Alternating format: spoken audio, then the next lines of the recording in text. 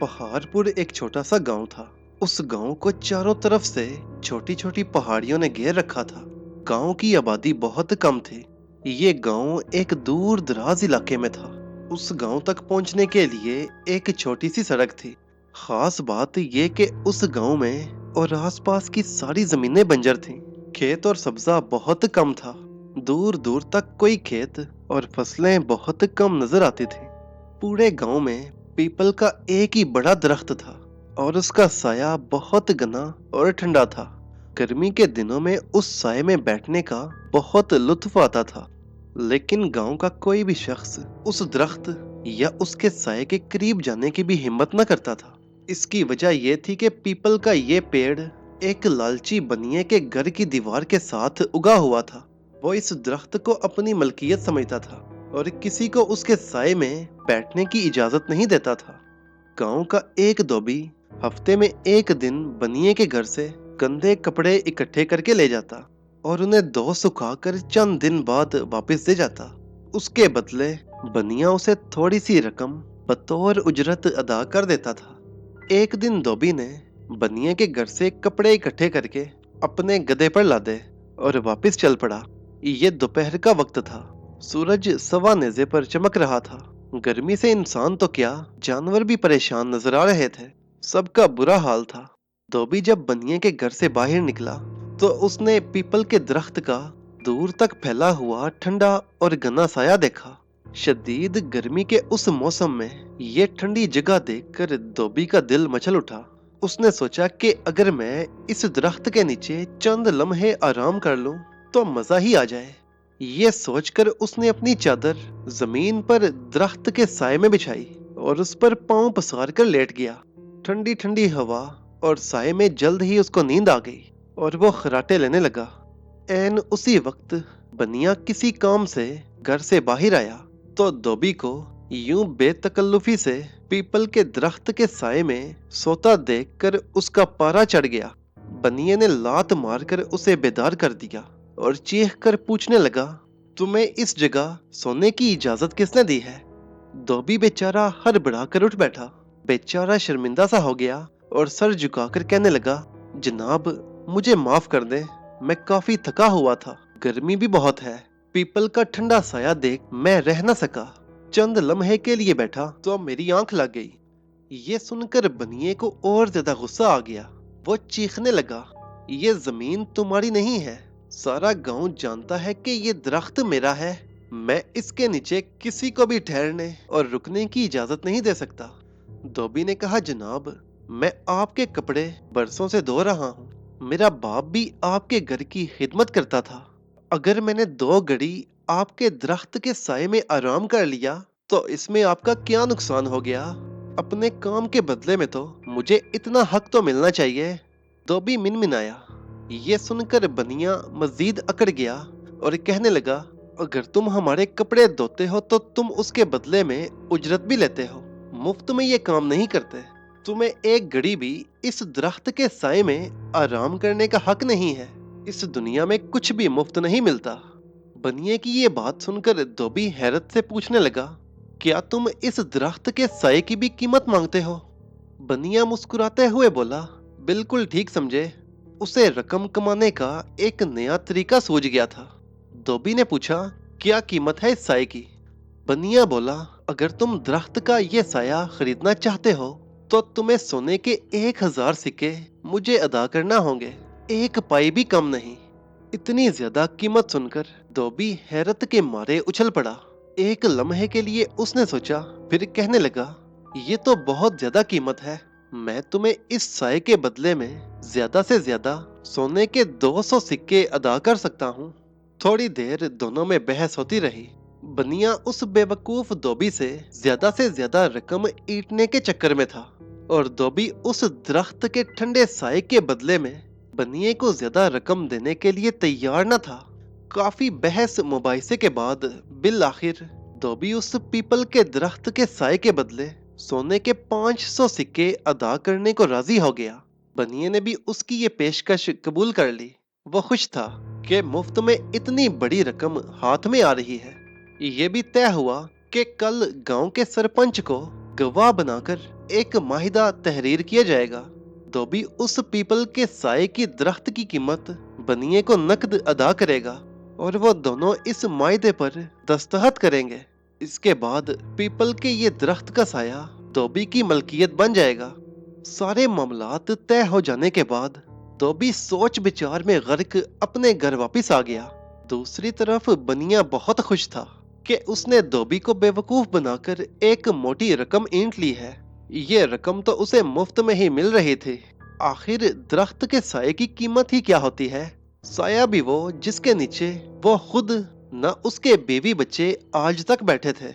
उसने मंसूबा बनाया कि वो इस रकम से एक खेत खरीद लेगा।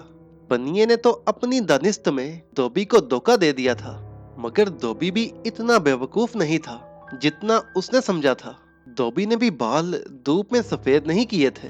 धोबी ने उससे बदला लेने के लिए अपने दिमाग में एक मंसूबा बना लिया था।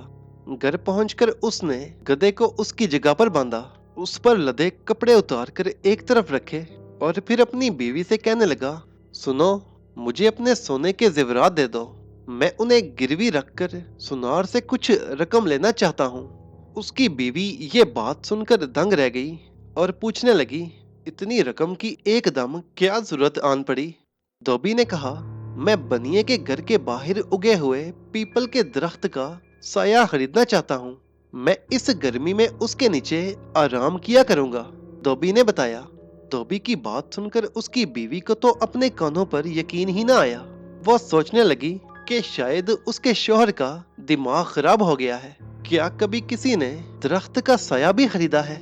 साया भी कोई जायदाद होती है। वो धोबी को समझाने की कोशिश करने लगी कि ये बेवकूफी मत करो। इस तरह तुम इन जेवरात से भी हाथ धो बैठोगे, क्योंकि दोबारा तुमसे कोई भी ये साया नहीं खरीदेगा और तुम्हारी रकम भी तुम्हें वापस नहीं मिलेगी। लेकिन धोबी अपने फैसले में अटल था। उसने अपनी बीवी की कोई भी बात सुनने समझने की कोशिश ना की। बीवी फिर कहने लगी, मेरा तो मशवरा ये है कि जेवरात बेचकर तुम कोई खेत खरीद लो, उस पर फसल काश्त करो, जिसे बेचकर तुम ज्यादा मुनाफा हासिल कर सकते हो और अमीर बन सकते हो। धोबी कहने लगा, देखो, पहली बात तो ये कि मैं धोबी हूँ, मुझे सिर्फ यही काम आता है। मैं रातों रात किसान नहीं बन सकता। खेतों में हल चलाना, बीज बोना, फसल काटना मेरे बस की बात नहीं। मैं 10 साल भी खेत में मेहनत करके उतनी रकम नहीं कमा सकता जितनी इस साय से 6 माह में कमा लूंगा, और इसके बाद तुम्हारे जेवरात भी तुम्हें वापस मिल जाएंगे। धोबी की बीवी समझ गई कि उसका शौहर अपना इरादा बदलने वाला नहीं, इसलिए उसने मजीद बहस नहीं की और चुपचाप अपने जेवरात वाली पोटली लाकर शौहर के हवाले कर दी।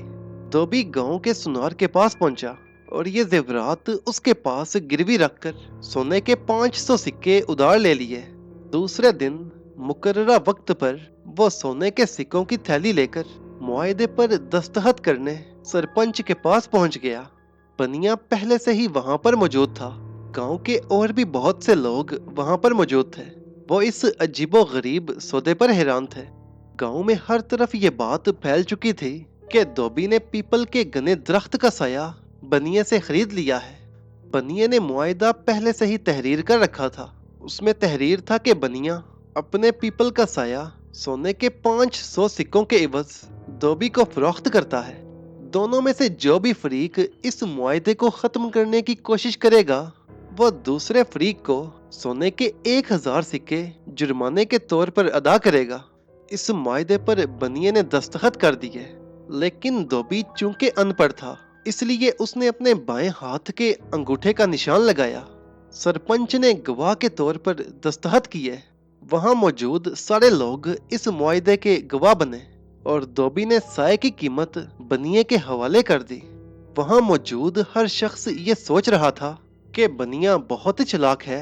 उसने बेचारे सादा लो धोबी को लूट लिया है, क्योंकि आज तक किसी ने सुना न देखा कि एक दरख्त का साया भी फरोख्त होता है।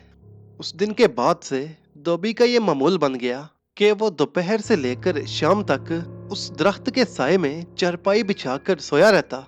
वो गधे की रस्सी भी अपनी चारपाई के साथ बांध लेता। ये गधा वक्त ब वक्त गला फाड़ कर रेंगता रहता। कई दफा ऐसा हुआ کہ इधर बनिया आराम करने के लिए लेटा या अपने घर में बीवी बच्चों से कोई अहम बात शुरू की, उधर गधे ने अपनी बेसुरी गजल शुरू कर दी। गधे का ये शोर शराबा बनिए के लिए बहुत दर्द सर था। सूरज की गर्दिश के साथ साथ ज्यों ज्यों साया अपनी जगह तब्दील करता, धोबी भी अपनी चरपाई उसके साथ साथ घसीटता रहता। बाज़ औक़ात वो बनिए के घर की दीवार के बिल्कुल साथ जाकर बैठ जाता।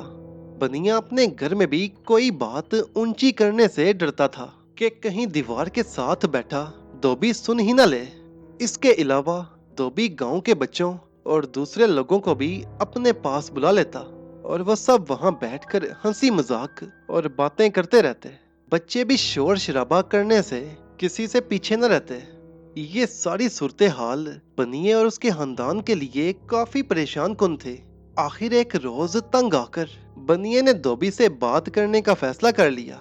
वो धोबी से कहने लगा, लगता है तुम मेरे घर पर भी कब्जे का इरादा रखते हो। तुम्हारा गधा और तुम्हारे जानने वाले सबकी वजह से हमारे काम और आराम में खलल पड़ता है।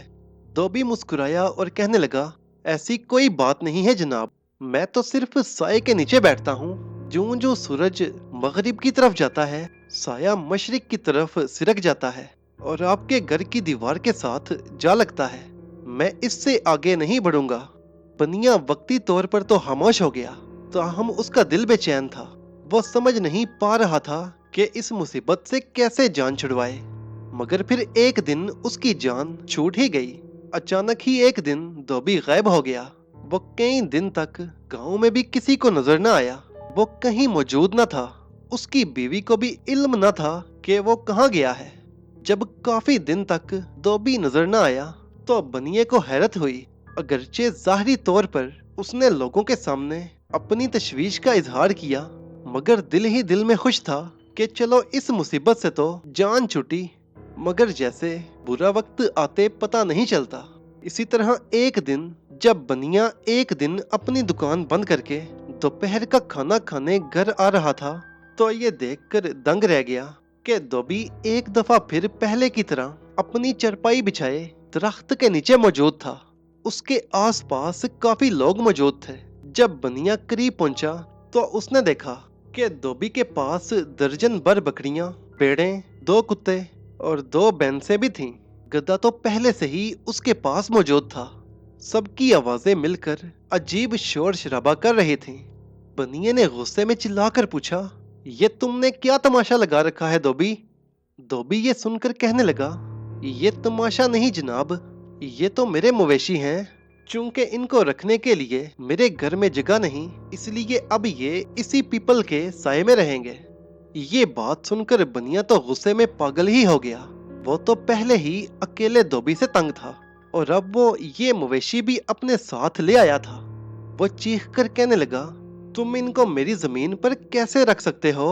मैंने सिर्फ साया बेचा है, जमीन नहीं। धोबी ये सुनकर कहने लगा, जनाब आप सच कह रहे हैं, मैं सिर्फ साया ही इस्तेमाल करूंगा। अगर आपको कोई एतराज है तो आप अपनी जमीन किसी और जगह ले जा सकते हैं। धोबी के ये अल्फाज सुनकर सारे लोग हंसने लगे। बनिया सिटपिटा गया। वो अपने आप को बहुत चालाक समझता था, मगर ये धोबी तो उसके काबू ही नहीं आ रहा था। वो झिंझलाकर बोला, मेरी जमीन यहीं रहेगी, तुम अपना साया कहीं और ले जाओ। बनिए की बात सुनकर धोबी ने एक और कहका लगाया और बोला, हाँ ठीक है, लेकिन फिर मैं पीपल के दरख्त को भी साथ ही लेकर जाऊंगा, क्योंकि ये साया इसी दरख्त का है। धोबी की ये बात सुनकर बनिया ज्यादा परेशान हो गया। वो अपने बाप दादा के लगाए हुए दरख्त को काटने की इजाजत भला कैसे दे सकता था। उसने अपने घर वालों, दोस्त, रिश्तेदारों से मशवरा किया और फिर फैसला किया कि धोबी के साथ दरख्त के साए की फरोख्त का मुआहदा तोड़ दिया जाए। अब बनिए के पास धोबी को जुर्माने की रकम अदा करने के सिवा और कोई चारा न था। दूसरे ही दिन परेशान बनिए ने धोबी के साथ अपना मुआहदा खत्म किया और जुर्माने के तौर पर सोने के 1000 सिक्के धोबी को देकर उससे जान छुड़वा ली। धोबी खुश हो गया। उसे अपनी रकम दुगनी होकर वापस मिल गई थी। इस रकम से उसने अपने गिरवी रखे हुए जेवरात सुनार से वापस लेकर अपनी बीवी को लौटा दिए। اس کی بیوی بھی خوش ہو گئی۔ اب دھوبی بنیے کو نصیحت کرتے ہوئے کہنے لگا، یہ روشنی، بارش، دھوپ، چھاؤں، یہ سب خدا کے تحفے ہیں، یہ انمول ہیں، ان پر قبضہ نہیں جمانا چاہیے بلکہ سب کے ساتھ مل کر ان سے فائدہ اٹھانا چاہیے۔ بنیے کو بھی اب یہ بات سمجھ آ گئی تھی، اس لیے اس دن کے بعد سے اس نے کبھی کسی کو بھی پیپل کے سائے میں بیٹھنے سے منع نہیں کیا۔